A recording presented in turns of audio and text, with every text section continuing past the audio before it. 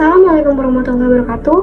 Perkenalkan, nama saya Alivia Hanina Diva dengan NIM 2260100009. Di sini saya akan mempresentasikan rencana usaha saya, yaitu Bersolek Ria. Usaha ini bergerak di bidang aksesoris custom handmade dan desain motif scarf, yang mana berfokus pada perhiasan dan desain motif scarf. Tak hanya itu, Bersolek Ria juga hadir untuk memenuhi kebutuhan konsumen, tidak hanya untuk mempercantik diri, akan tetapi menghadirkan kegembiraan dan keunikan. Tujuan dari usaha ini yaitu menyediakan aksesoris handmade yang unik, artistik, dan juga menjadi pilihan utama konsumen untuk mengekspresikan dirinya sendiri. Berikutnya ada analisis industri. Industri aksesoris custom handmade dan desain motif scarf diperkirakan akan terus berkembang dan menjanjikan seiring dengan meningkatnya pasar akan produk-produk yang personal dan unik. Lalu berikutnya ada analisis persaingan. Yang pertama, kompetitor langsungnya adalah toko online yang menjual aksesoris custom handmade dan desain motif scarf. Lalu kompetitor tidak langsungnya yaitu merek besar yang mendukung keberlanjutan. Setelah itu ada juga segmentasi pasar, yaitu ada dari mahasiswa, pelajar, wanita muda hingga dewasa dari umur 18 sampai 45 tahun. Lalu ada juga pencinta produk handmade dan konsumen yang sedang mencari hadiah khusus atau souvenir. Lalu berikutnya ada deskripsi usaha. Produk yang dihasilkan berupa gelang, kalung, cincin, strap-on, lalu gantungan tas, gantungan kunci, dan lain sebagainya. Begitupun scarf. Lalu untuk layanan jasanya sesuai dengan permintaan pelanggan dengan opsi personalisasi. Untuk personalia dan perlengkapan kantornya yang dibutuhkan desainer, tim produksi, tim marketing, customer service, dan lain sebagainya. Lalu berikutnya bisa kita lihat produknya di samping. Jadi ada gelang, scarf, dan kalung.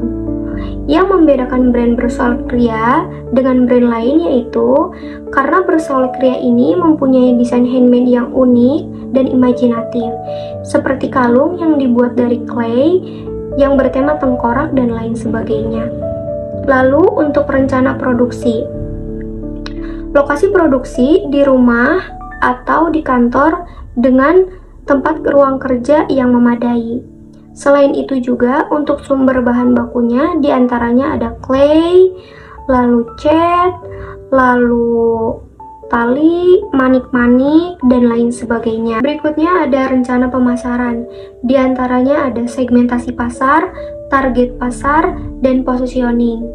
Yang pertama, untuk segmentasi pasarnya, di antaranya yaitu mahasiswa, pelajar, wanita muda hingga dewasa dari umur 18 sampai 45 tahun. Lalu untuk pencinta produk handmade dan desain motif scarf. Lalu untuk konsumen yang sedang mencari hadiah atau souvenir. Lalu untuk target pasarnya yaitu untuk individu atau organisasi yang membutuhkan aksesoris custom handmade dan desain motif scarf. Untuk positioningnya sebagai penyedia aksesoris handmade dan desain motif scarf yang tinggi dengan desain yang unik dan personal. Lalu berikutnya ada penetapan harga, yang mana disesuaikan dengan kompleksitas aksesoris custom dan desain bahan yang digunakan.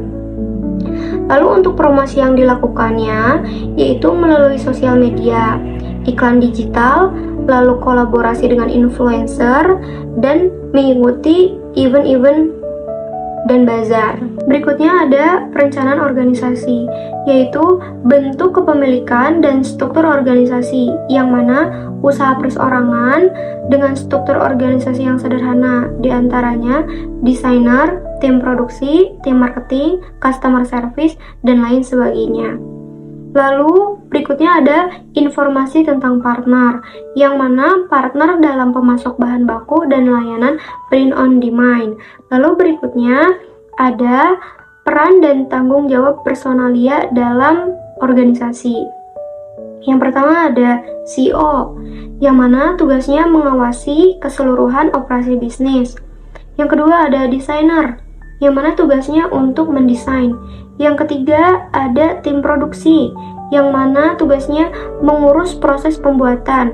Yang keempat ada marketing, yang mana bertanggung jawab atas pemasaran dan promosi.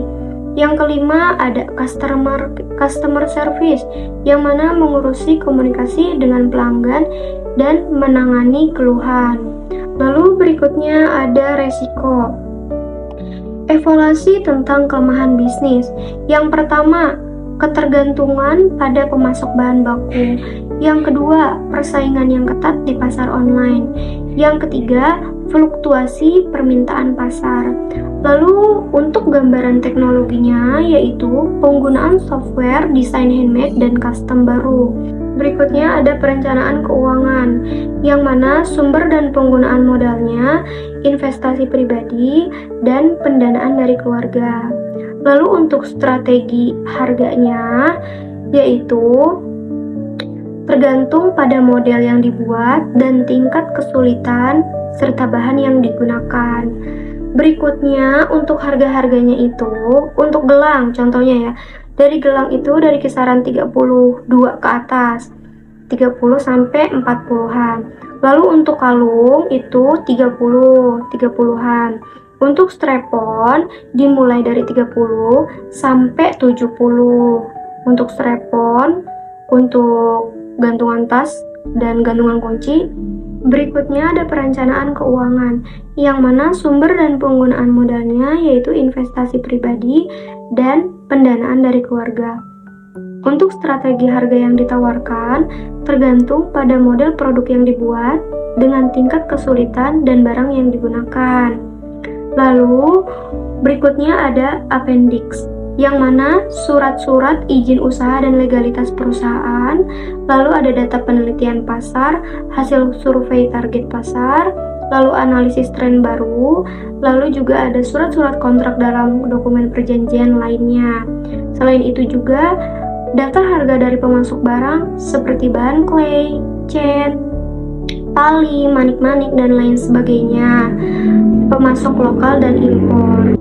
Dengan strategi yang terencana ini, Bersolek Ria diharapkan dapat meningkatkan kehadirannya di pasar aksesoris handmade. Selain itu juga dapat memperkuat ikatan dengan pelanggan dan mencapai target penjualan. Proposal ini diharapkan menjadi tahap awal untuk memaksimalkan potensi pemasaran yang ada. Sekian, terima kasih dari saya. Assalamualaikum warahmatullahi wabarakatuh.